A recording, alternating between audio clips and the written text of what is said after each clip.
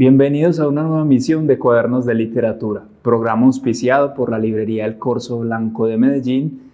Hoy estaré hablando sobre el escritor inglés Aldous Huxley, sobre su vida y su obra, en especial sobre una de sus obras más importantes, Un Mundo Feliz. Aldous Huxley nace en Inglaterra en 1894 y murió en Estados Unidos en 1963.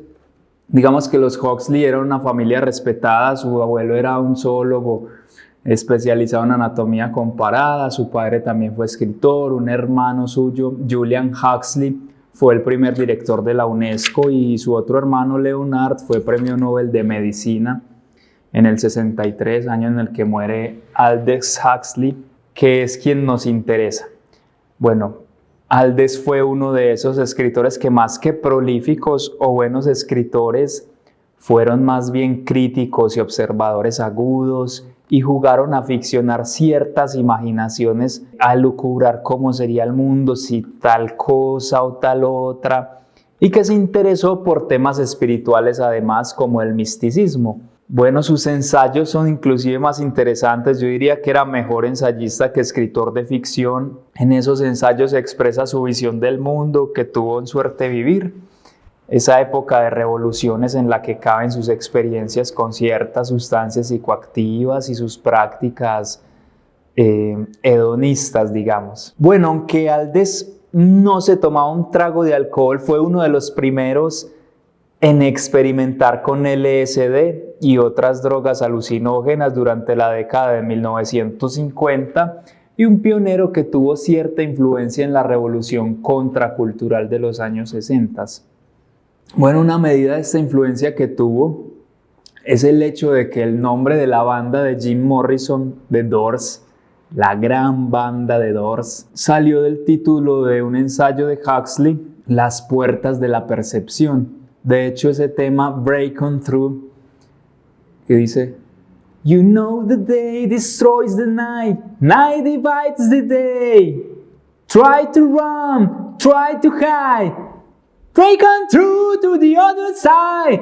Break on through to the other side. Ese tema trata sobre eso. Dice: sabes que el día destruye la noche divide el día. Traté de correr, traté de esconderme. Atraviesa al otro lado, atraviesa al otro lado. Esto es una buena definición de lo que es una distopía. Ya vamos a hablar de lo que es una distopía. La canción se refiere al otro lado de las puertas de la percepción, ¿cierto?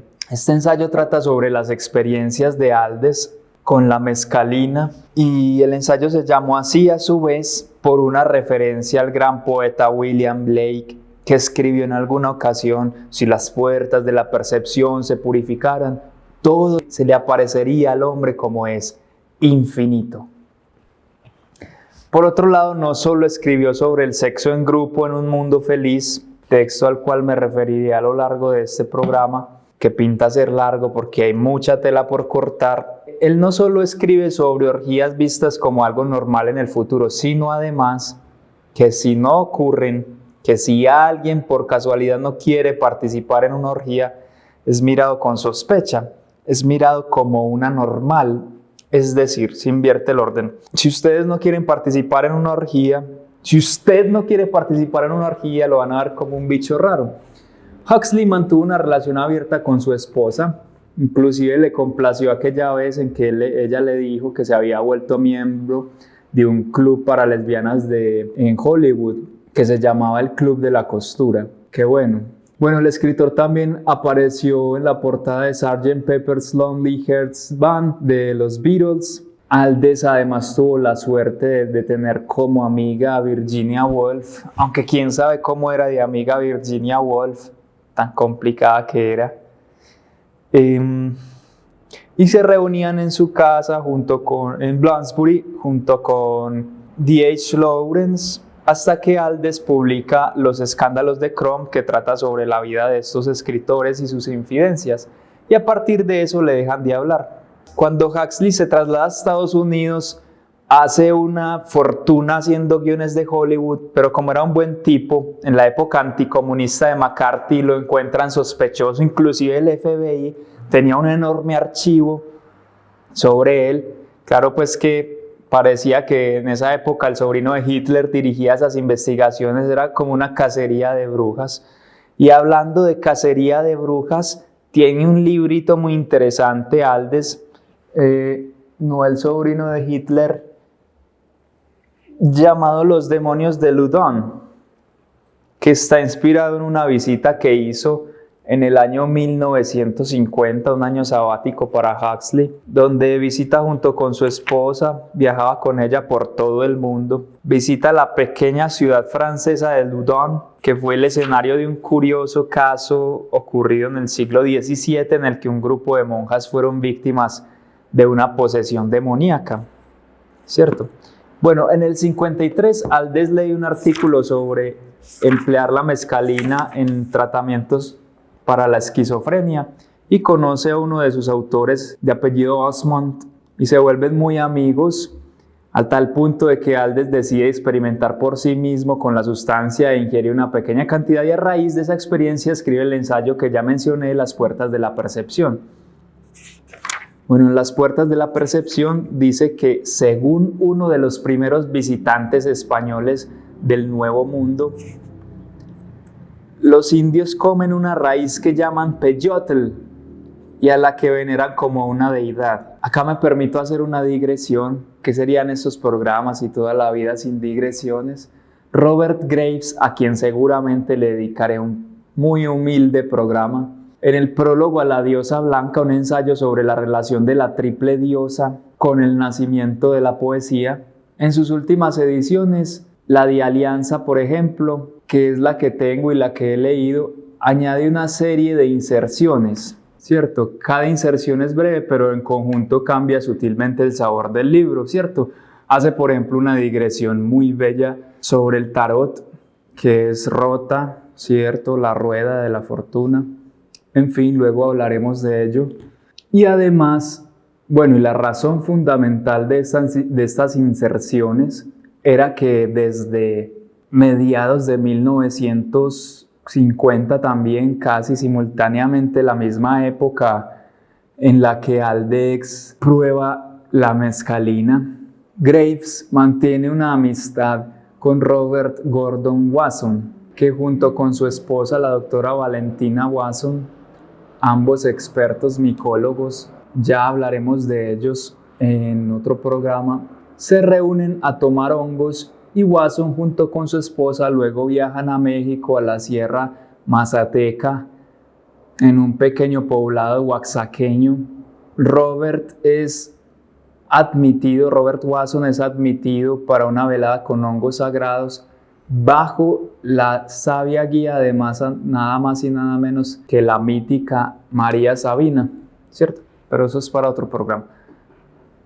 Bueno, volviendo al tema, la razón por la cual el peyote era venerado como una deidad quedó de manifiesto cuando los psicólogos Jans Havelock y Veil Nichel empezaron sus experimentos con la mescalina, el principio activo del peyote, que administrada en dosis adecuadas cambia la cualidad de la conciencia más profunda, dicen ellos, siendo al mismo tiempo menos tóxica que cualquier otra sustancia del ancho y largo repertorio de la farmacología.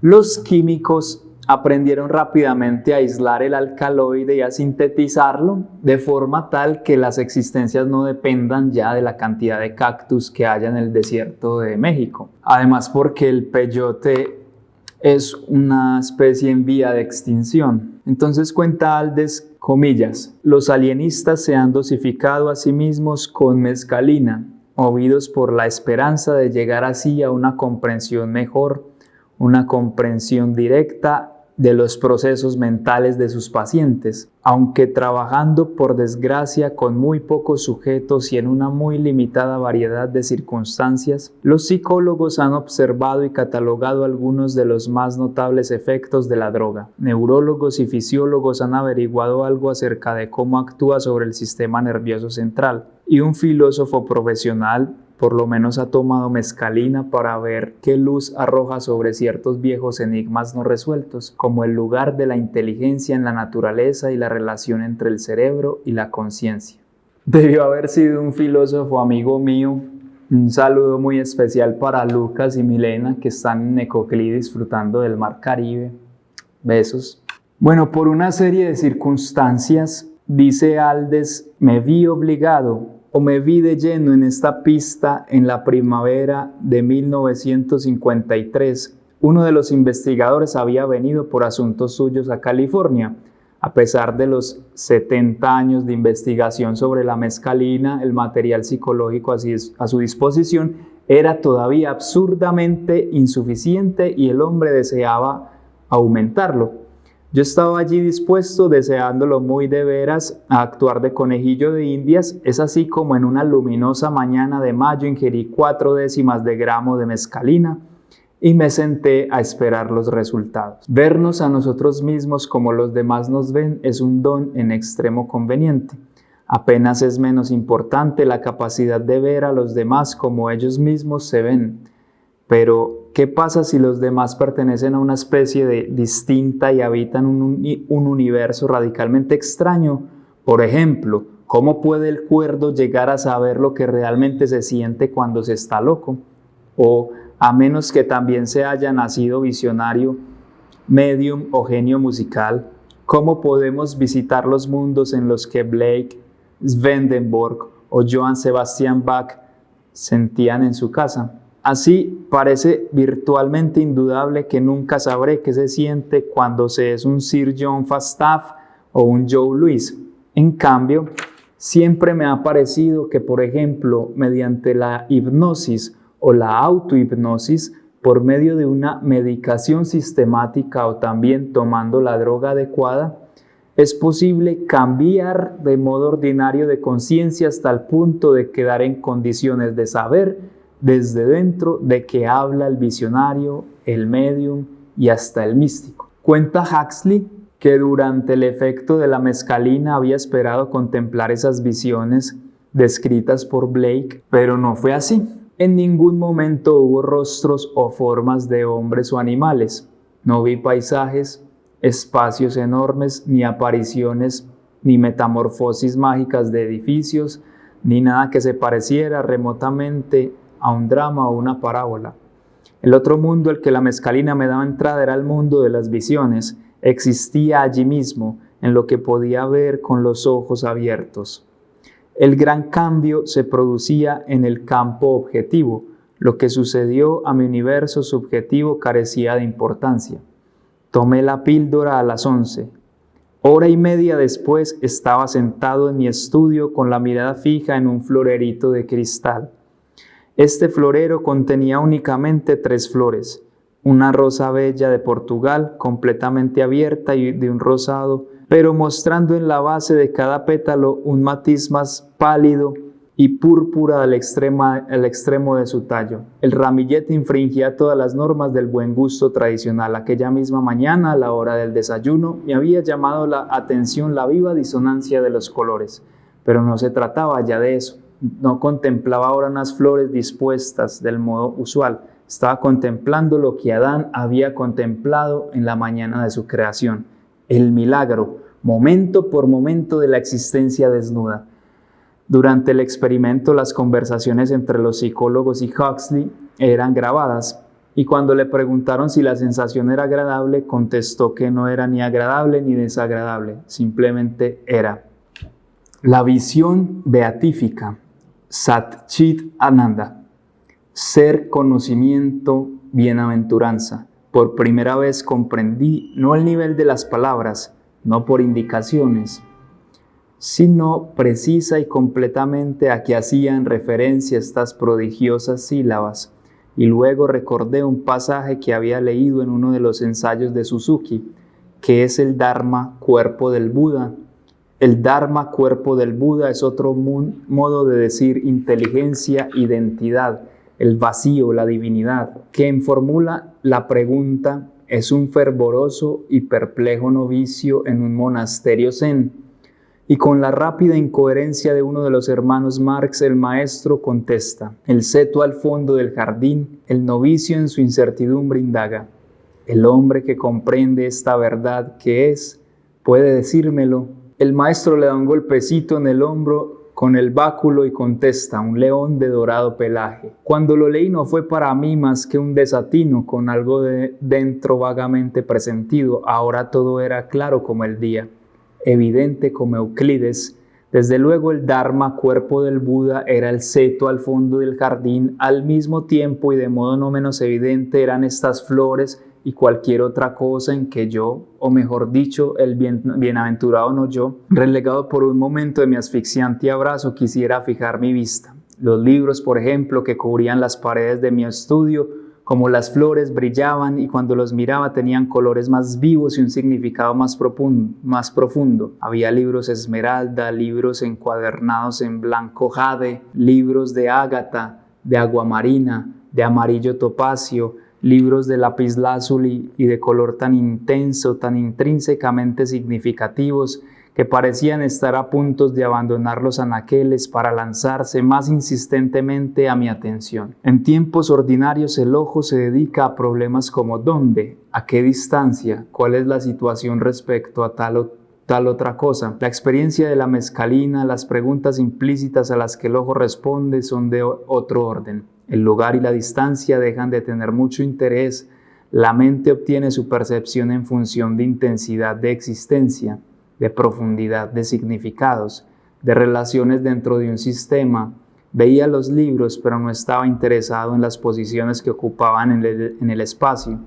Lo que advertía, lo que se grababa en mi mente, era que todos ellos brillaban con una luz viva y que la gloria era en algunos de ellos más notable que en otros. El alcohol es incompatible con la seguridad de las carreteras y su producción, como la del tabaco, condena virtual esterilidad a millones de hectáreas del suelo más fértil. Los problemas planteados por el alcohol y el tabaco no pueden ser resueltos, sobra decirlo, por la prohibición. El afán universal y permanente de autotrascendencia no puede ser abolido cerrando de golpe las más populares puertas del muro. La única acción razonable es abrir puertas mejores, con la esperanza de que hombres y mujeres cambien sus viejas malas costumbres por hábitos nuevos y menos dañinos. Algunas de estas puertas mejores podrán ser de naturaleza social y tecnológica, otras religiosas o psicológicas y otras más dietéticas, educativas, en fin. Pero subsistirá indudablemente la necesidad de tomarse frecuentemente vacaciones químicas del intolerable sí mismo y del repulsivo ambiente.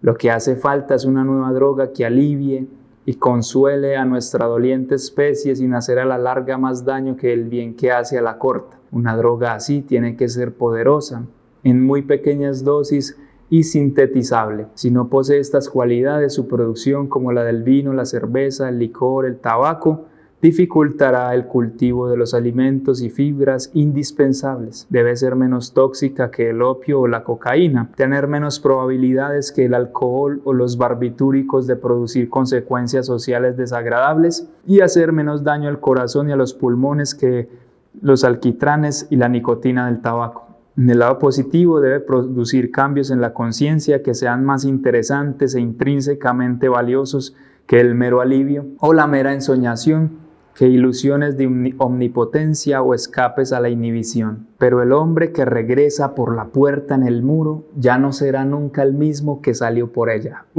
Una belleza. Es una clara referencia al cuento de Wells, La puerta en el muro, que les recomiendo.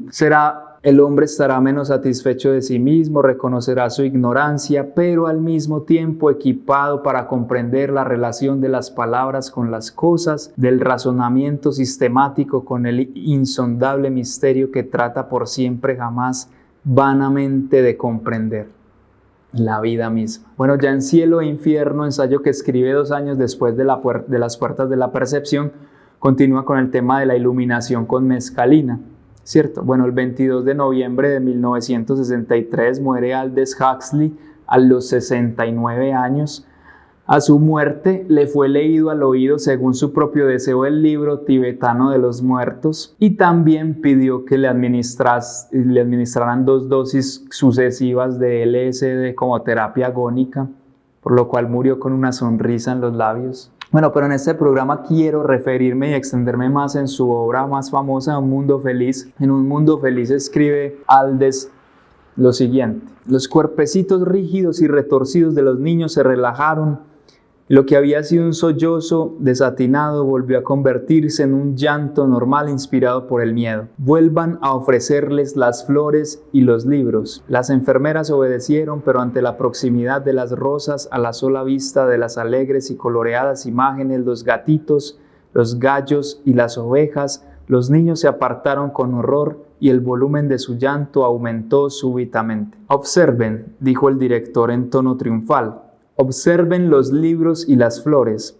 De repente ruidos fuertes y descargas eléctricas fueron propinadas en las mentes de los niños y al cabo de 200 repeticiones, la misma o parecida lección formaría ya una unión indisoluble. Lo que el hombre ha unido, la naturaleza no puede separarlo. Crecerán con lo que los psicólogos solían llamar un odio instintivo hacia los libros y las flores, reflejos condicionados definitivamente. Estarán a salvo de los libros y de la botánica para toda su vida. El director se volvió hacia las enfermeras. Comprendía perfectamente que no podía permitirse que los miembros de una casta vaga perdieran el tiempo de la comunidad en libros y que sin embargo uno de los estudiantes no podía comprender lo de las flores. ¿Por qué tomarse la molestia de hacer desaparecer para los deltas el amor a las flores? Y el director explicó pacientemente el motivo de que se indujera a los niños a chillar a la vista de una rosa. Obedece a una alta política económica. Condicionamos a las masas de modo que odien el campo, pero simultáneamente los condicionamos para que consuman artículos manufacturados. Hoy, por ejemplo, ¿qué tiempo hay para leer o para la jardinería? Pregunto. Apenas muy poco, ¿cierto? Y en 600 años, que es más o menos en la que se ubica esta ficción hacia el futuro y no tenemos que ir tan lejos, ¿qué tiempo habría para esto? Bueno, estos niños son fabricados y criados en centros de acondicionamiento del Estado y no son sus padres los que los crían. De hecho, ya no hay padres ni madres, ni abuelos, ni abuelas, ni tíos, ni tías, ni primos.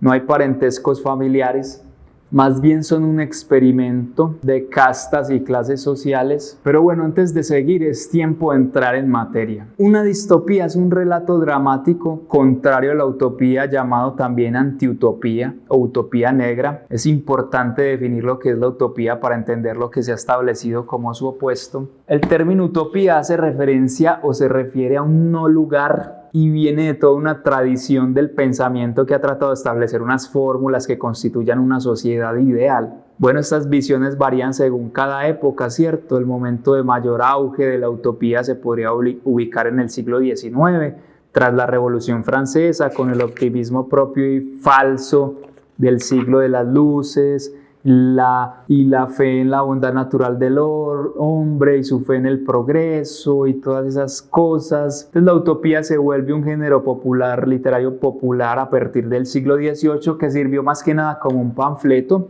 o fue usado por la burguesía como un mecanismo para publicitar sus ideales de una sociedad victoriana e industrial, por supuesto. ¿En qué momento la utopía pierde credibilidad para tornarse negativa, para convertirse en distopía? ¿Por qué se vuelve detestable y se mira con sospecha? En el siglo XX se genera una ruptura o una inversión de la distopía. Las visiones totalitarias de la sociedad son desestimadas por un gran sector de intelectuales a nivel global.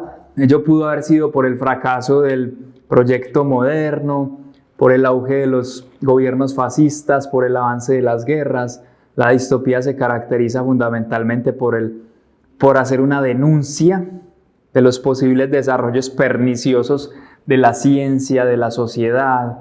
Es decir, que un relato distópico no es más que la hipérbole o el espejo cóncavo, digamos, de la sociedad en la que cada quien vive. La denuncia se da como una sátira, eso es muy importante. Por lo tanto, la distopía no es un conjunto de prejuicios o de sentimientos o de ideas frente a determinados aspectos de una sociedad utópica, sino que en cambio es la crítica a las formas de represión de cada época y de sus instituciones.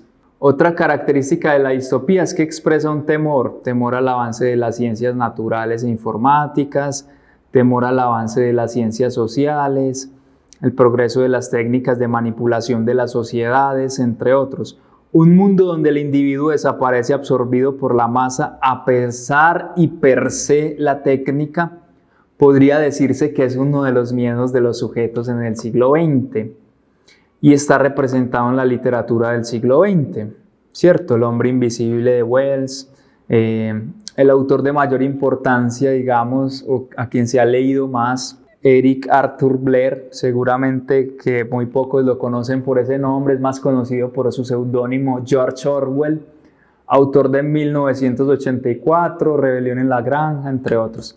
Entonces, a partir de la lectura de las distopías del siglo XX se puede ver un temor común de los escritores del miedo a un individuo absorbido por la masa en una sociedad capitalista. Se rastrea también en autores como Ray Bradbury, Wells, pero antes de ellos está Melville y su gran relato Bartleby el escribiente, ¿cierto?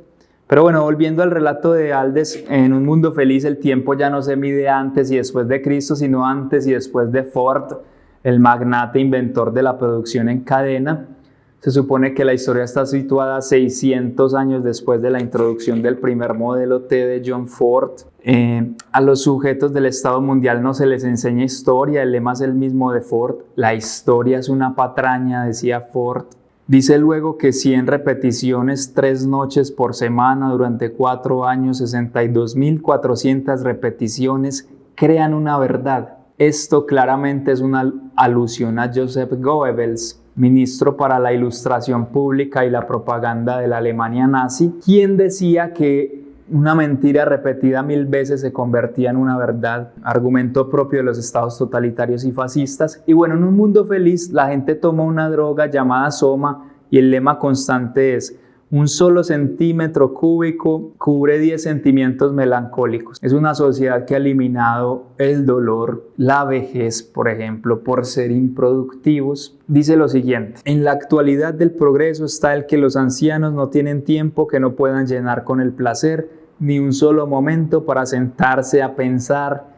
Y si por desgracia se abriera alguna rendija de tiempo, siempre queda el soma, el delicioso soma, medio gramo para una tarde de asueto, 1 gramo para un fin de semana, 2 gramos para un viaje al Bello Oriente, 3 para una oscura eternidad en la luna, y vuelven cuando se sienten ya al otro lado de la grieta, a salvo en tierra firme del trabajo y la distracción cotidiana, pasando de sensorama en sensorama, de muchacha neumática y de campo de golf electromagnético a puntos suspensivos. Entonces estamos ante una sociedad que elimina el dolor y todo lo negativo, en el cual las personas que se cuestionan son miradas con sospecha y repudiadas. Además, solo sirve un sistema de sonrisas, así sean falsas. Esta es una lógica de suma, de seguidores, de unificación, lo más parecido a nuestras actuales sociedades del exceso de información, del narcisismo propiciado por las redes sociales, el culto al cuerpo, el individualismo.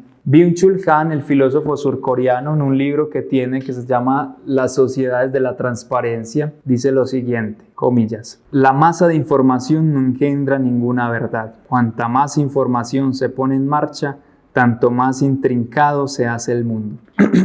Entonces todas estas redes sociales tienen una lógica de lo que gusta, no de lo que no gusta. No hay un botón de no me gusta porque eso interfiere con el flujo del capital, de la economía. Quienes manejan los hilos de la economía han vuelto a los sujetos esclavos y depresivos, pero ellos mismos proponen un sistema que impida, rechace, señale a los depresivos, o al menos un sistema que prevenga la depresión, volviendo un sujeto de rendimiento, esclavo de sí mismo, que replica el mismo sistema, que agrega contenido a este mismo sistema, a estas plataformas. De ahí a que hoy en día proliferen los gimnasios, por ejemplo, y este tipo de instituciones, los discursos de superación personal, en fin. Bueno, más adelante se puede leer: al sobrevolar el canal en el camino de vuelta, Bernard insistió en detenerse en el helicóptero a unos 30 metros de las olas y dice: mira, le señaló Bernard. Lo encuentro horrible, le dijo Lenina, apartándose de la ventanilla. Sintió temor ante aquel vacío de la noche. Hace sentirme como si fuera yo mismo, una parte de algo más, ¿me entiendes? No solo como una célula del cuerpo social. Tú no lo sientes así, Lenina. Pero ella estaba llorando. es horrible, repetía una y otra vez. ¿Cómo puedes hablar así? ¿Cómo puedes decir que no quieres ser una parte del cuerpo social? Al fin y al cabo, todo el mundo trabaja para todo el mundo. No podemos prescindir de nadie hasta los epsilones. Sí, ya lo sé, dijo Bernard burlonamente, hasta los epsilones son útiles, ojalá yo no lo fuera.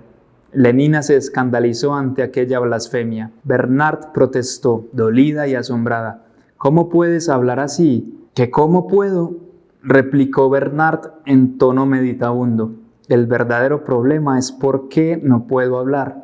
O ya que en realidad sé perfectamente por qué, la pregunta adecuada es ¿qué sensación experimentaría si pudiera, si fuese libre, si no me hallara esclavizado por mi condicionamiento? En aquel estado mundial se rinde culto a Henry Ford, ¿cierto? Inclusive hay un día del año dedicado a él como líder supremo, inclusive se saludan haciendo una marca de la T, del té de Ford, y hacen un ritual y se embriagan con la copa del amor, que es una bebida llena de soma en forma de helado de fresa hasta extasiarse.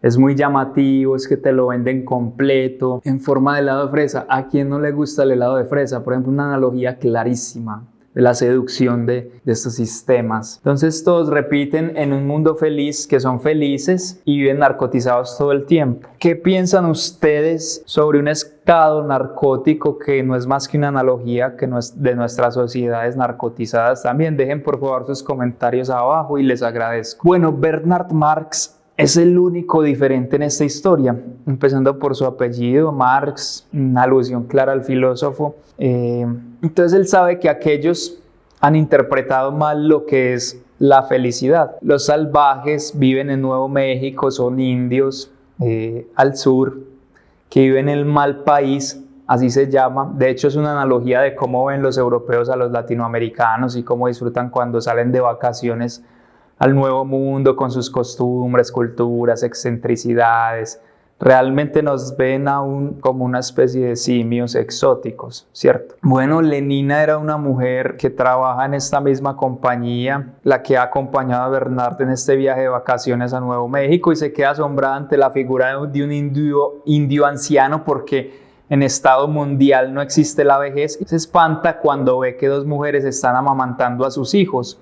Luego van a un ritual donde azotan a un joven para que haya buenas cosechas y conocen a John y a Linda. Linda es la madre de John y el padre de John es nada más y nada menos que el jefe de Bernard en la compañía en que fabrican humanos, donde trabaja quien le había contado, este señor que le había contado que en alguna ocasión en su juventud también había hecho un viaje de vacaciones a Malpaís con una mujer y ella había desaparecido. En realidad no había desaparecido, sino que había sufrido un accidente, había caído por un barranco y la habían dado por muerta, en fin. Entonces a Bernard se le ocurre la idea para salvar su pellejo, porque por cuestionarse y por cuestionar el sistema lo iban a mandar a Islandia, lo iban a aislar, a desterrar. Entonces se le ocurre la idea de llevarlos a Londres. Entonces regresan allí y Bernard se salva de ser desterrado porque ante el escándalo público de haber tenido un hijo, en esa sociedad ya nadie tiene hijos naturalmente. Las mujeres se les obliga a seguir un riguroso control sobre sus ovarios, o no es que las obligaran, sino que simplemente era lo normal, ¿cierto?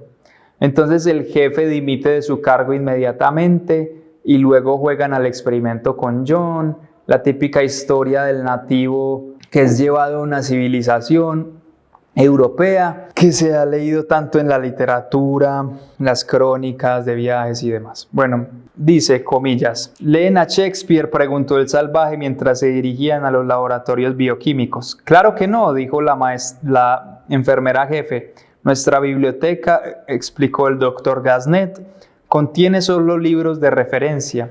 Si nuestros jóvenes necesitan distracciones, pueden ir al Sensorama, que es algo parecido a lo que hoy llamamos Facebook, Instagram, pero llevado a un nivel como al metaverso, digamos. En principio no los animamos a divertirse solitariamente, dicen. Entonces yo me cuestiono, ¿ustedes quieren anular a alguien? ¿Quieren normalizar a sus hijos? No les muestren un libro, pónganles un celular a la vista, para que vean cómo se vuelven estúpidos y normales. Bueno, este salvaje más adelante les leía a todos Romeo y Julieta de Shakespeare, pero no producen ningún efecto más que una simple novedad.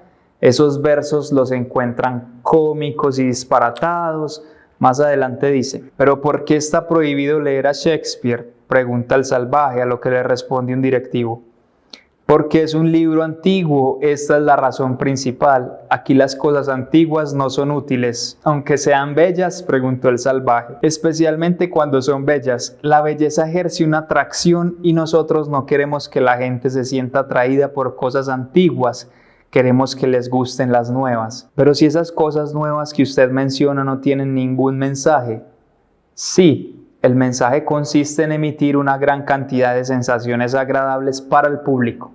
Los argumentos han sido escritos por algún idiota. El inventor se echó a reír y dijo: ¿no es usted muy amable con su amigo Helmholtz, uno de nuestros más distinguidos ingenieros de emociones?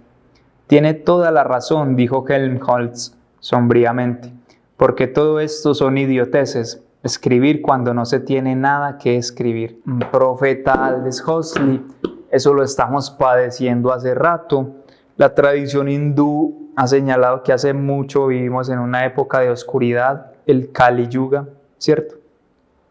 Bueno, aún queda mucha tela por cortar, pero lo bueno, si es breve, 2 veces bueno, como escribió Baltasar Gracián. Espero desarrollar estos temas en otro programa. Por eso los invito a que se suscriban, a que compartan este video que está invisibilizado por el algoritmo de la estupidez. Ríanse, alegría, alegría, como dice el poema del excelso Porfirio Barba Jacob. Muchas gracias y hasta la próxima.